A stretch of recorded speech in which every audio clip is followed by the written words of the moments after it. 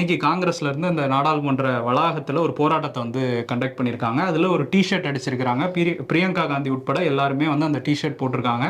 இந்த டிஷர்ட்ல மின்டா தேவி அப்படிங்கிற ஒரு லேடியோட புகைப்படம் இருக்கு. பின்னாடி 124 நாட் அவுட் அப்படின்னு போட்டிருக்காங்க. ஏன்னா அவங்களுக்கு அந்த வாக்காளர் பட்டியலில் பீகார்ல இவங்க இருக்கிறாங்க, இவங்க பேர் இருக்கு இந்த போட்டோவோட. அவங்க வந்து 124 வயசாம். உலகத்துல இப்ப இருக்கிறத ஓரளவு கண்டுபிடிச்சது 115 வயசு தான் அதிகபட்ச ஆள் வந்து உயிரோட இருக்காங்கன்னு இருக்கான். அதோட ஒருத்தங்க தாண்டி போயிருக்காங்க.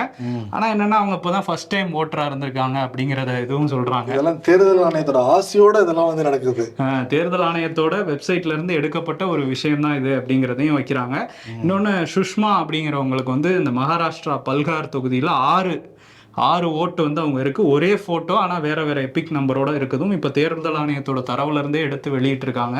ஸோ இதுக்கெல்லாம் எந்த பதிலுமே சொல்லாம தேர்தல் ஆணையம் எதுவுமே முறைகேடு நடக்கல அப்படிங்கறது மட்டும் தான் தொடர்ச்சியா சொல்லிட்டு இருக்காங்க. அவங்க நடக்கலன்னு சொன்னதை தாண்டி சைலண்ட் ஆயிட்டாங்க தேர்தல் ஆணையம்.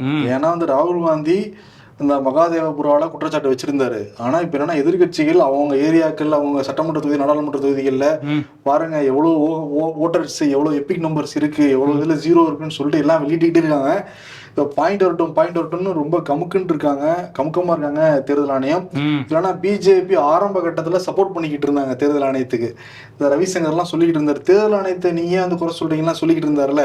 இப்ப யாருமே சொல்றதுல அமைதியா இருக்காங்களாம். ஆமா, இப்ப அமைதியா இருக்கிறதா நம்மளுடைய ஸ்ட்ராட்டஜி. அமைதியா இருங்கன்னு உத்தரவு போட்டுருக்காங்க போல தெரியுது.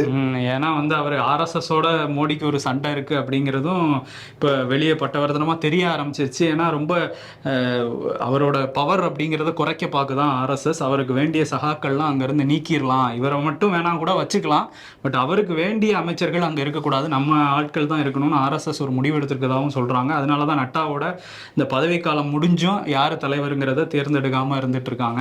அதே மாதிரி ராகுல் காந்தி இந்த நம்பரை அறிவிச்சிருந்தாரு, 9650030420 நம்பர்.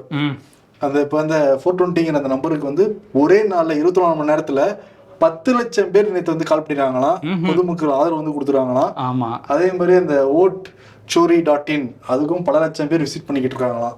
ஆமா, அந்த கால் பண்ணா திரும்ப கொஞ்ச நேரத்துல ராகுல் காந்தி வாய்ஸ்லயே ஒரு கால் வேற வந்து சப்போர்ட்டுக்கு நன்றிங்கலாம் சொல்றாங்களாம். மெசேஜும் வரதெல்லாம் சொல்றாங்க. பாத்துறீங்க போல இருக்கே. இல்ல, நம்ம ஆடியன்ஸ் பண்ணி பார்த்துட்டு நமக்கு சொன்னதுதான்.